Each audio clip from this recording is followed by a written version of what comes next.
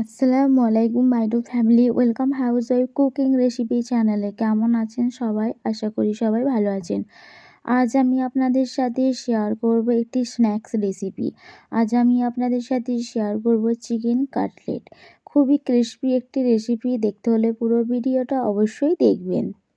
ওয়ালাইকুম YouTube family, কেমন আছেন সবাই? আছে আমার ফুপি, আমাদের সবার ফেভারিট স্ন্যাক্স চিকেন কাটলেট বানিয়েছে। দেখুন আমরা কত মজা করে খাবো।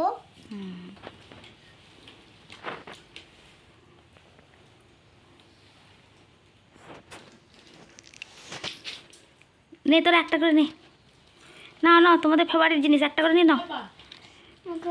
গরম, আস্তে আস্তে নাও। হ্যাঁ, কেমন লাগছে উমার? ভালো, খুব ভালো। কেমন লাগছে সিদ্রা? হেভি, একদম ক্রিস্পি।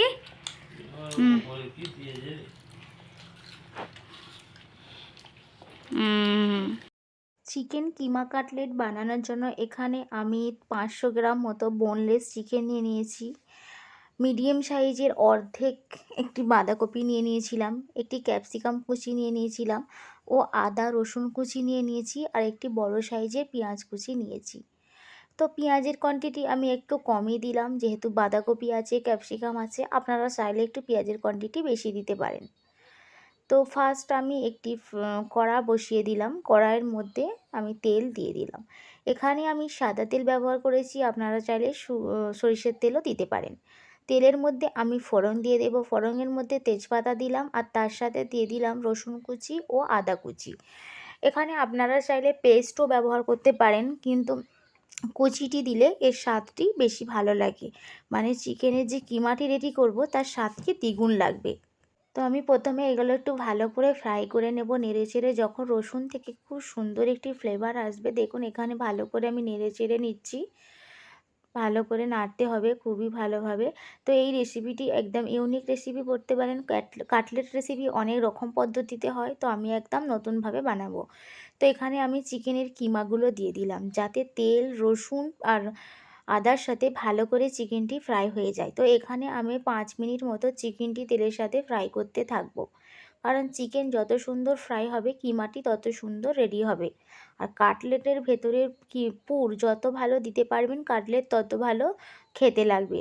আর আমি এখানে একদম ক্রিস্পি মুচমুচে কাটলেট রেডি করব, যেটি আপনারা পুরো ভিডিওটা দেখুন লাস্ট পর্যন্ত, তাহলে বুঝতে পারবেন।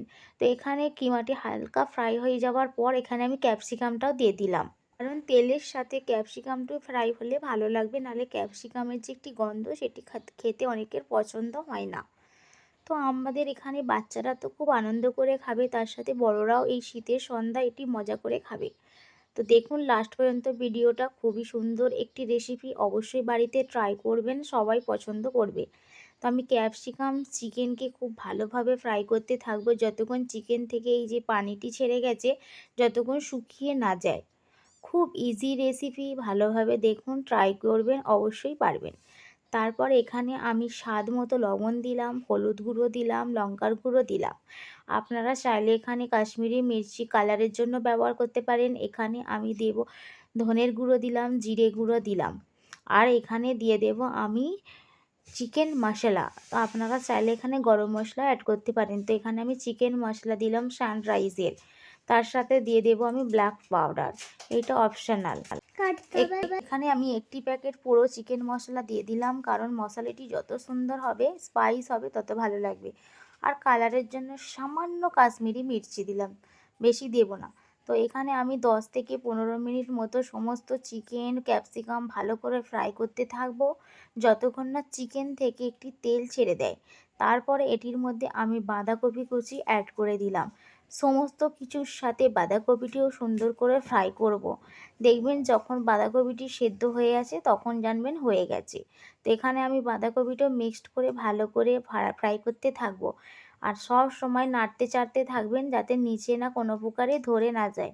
তো আপনারা দেখেও বুঝতে পারছেন এখানে বাঁধাকপি, চিকেন আর ক্যাপসিকাম খুব সুন্দরভাবে সিদ্ধ হয়ে গেছে আর হয়েও গেছে। তো উপরে আমি পেঁয়াজ কুচি ছড়িয়ে দিলাম। তো পেঁয়াজ কুচি দেওয়ার পর আমি সামান্য 2-4 বার নেড়ে চেড়ে নেব, কারণ এই কিমার মধ্যে কাঁচা কাঁচা পেঁয়াজ থাকলে খেতে বেশি ভালো লাগে। তো এখানে আমি কাটলেটের জন্য চিকেনের পুরটি একদম সুন্দরভাবে রেডি করে নিলাম। আপনাদের কাছে যদি ধনেপাতা থাকে তো অবশ্যই একবার ছড়িয়ে দিবেন, তাহলে খেতে আরও বেশি ভালো লাগবে। তো আমি আরও জুম করে আপনাদেরকে চিকেনের কিমাটি দেখিয়ে দিলাম। দেখে নিন কতটা সুন্দর দেখতে লাগছে। তো তার থেকে বেশি খেতে লাগবে। একদম খুব ভালোভাবে হয়ে গেছে। তারপর কাটলেট বানানোর জন্য এখানে একটি ডো রেডি করব। এখানে আমি 2 বাটি মতো ময়দা নিয়ে নিয়েছি। ময়দার মধ্যে স্বাদ মতো লবণ দিলাম আর মায়ামের জন্য এখানে 2 থেকে 3 চামচ মতো অয়েল দিবেন। আমি এখানে কমই অয়েল দিলাম, বেশি অয়েল দিইনি। এখানে 1 চামচ থেকে 1.5 চামচ মতো অয়েল দিয়েছি, যেহেতু আমার ময়দার কোয়ান্টিটি কম। তারপর আমি উষ্ণ গরম পানি হালকা হালকা করে মিক্সড করে একটি সফট ডো বানিয়ে নিলাম। এখানে একদম সফট ডো রেডি হয়ে গেছে। আর একটি ডিমকে আমি ব্ল্যাক পাউডার ও লবণ দিয়ে ফাটিয়ে রেখেছি। আর এখানে আমি বাড়িতে বানানো ব্রেড গাম রেডি করে নিয়েছি। আপনারা চাইলে দোকানের ব্রেড গামও ব্যবহার করতে পারেন। আর পাশে তো যে চিকেনের কিমাটি আছে সেটিও রেডি করে নিয়েছি। এখানে চিকেনের কিমাটিও রেডি করে নিয়েছি। তো আমি প্রথমে ওই ডোগুলো থেকে ছোট ছোট আকারের লেচি কেটে নেব। এখানে কোনো রকম বেলার প্রয়োজন হবে না, হাতের সাথেই বানিয়ে ফেলতে পারেন চিকেন কাটলেট। খুব ইজি রেসিপি, খালি একটু ধৈর্য ধরে করবেন, খুব সুন্দর রেসিপি রেডি হবে। তো এখানে আমি একটু লুচির আকারে ছোট ছোট লেচি কেটে নিয়েছি। তারপর হাতেতে ঠিক এইভাবে ট্যাপ ট্যাপ করে একটি বাটি, ছোট্ট বাটির শেপ দেব। তো আপনারা চাইলে এটিকে লম্বা শেপও দিতে পারেন, মানে ইচ্ছা মতো শেপ দিতে পারেন। তো এখানে আমি গোল করে একটি বাটি শেপ দেবো। দেখে নিন, দেখে আপনাদেরকে দেখাচ্ছি একদম জুম করে। আপনারা আপনাদের ইচ্ছা মতো করে শেপ দিয়ে এই পুরটি বানিয়ে নেবেন। তো এখানে আমি বাটি একটি শেপ দিয়ে দিয়েছি। তো এখানে এবার আমি শেপ অনুযায়ী পুরটি অ্যাড করব। এখানে আমি 1 চামচ মতো দিলাম। দেখবেন কতটা কি আপনারা বাটি শেপ দিয়েছেন সেইভাবে পুরটি অ্যাড করবেন। আমি ট্যাপ ট্যাপ করে একটু ভিতরে দিয়ে দিলাম যাতে কোনো প্রকার ফেটে না যায়। তো আস্তে আস্তে করে সমস্ত মুখগুলো মুড়ে নিতে হবে, যাতে তেলের মধ্যে দেওয়ার পর না বেরিয়ে পড়ে। তো খুবই সাবধানে এইভাবে মুড়বেন। এইভাবে মুড়ে নিয়ে প্রতিটি কাটলেট বানিয়ে নেবেন।